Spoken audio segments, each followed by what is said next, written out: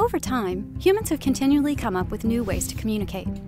And while we've come pretty far, there are still some things that don't quite work the way they should. For instance, consider voicemail, which you can only listen to by calling one number on your phone. It is stuck in your voicemail system, and it deletes itself automatically after 2 weeks. Or, say you're trying to reach a friend with a mobile phone, work phone, and home phone. Right now, you might call each number one by one, trying to find the person. And after you finally leave a voicemail, the guy has to call the right voicemail box to find your message. So we asked, what if telephony were reinvented today? The result? Google Voice.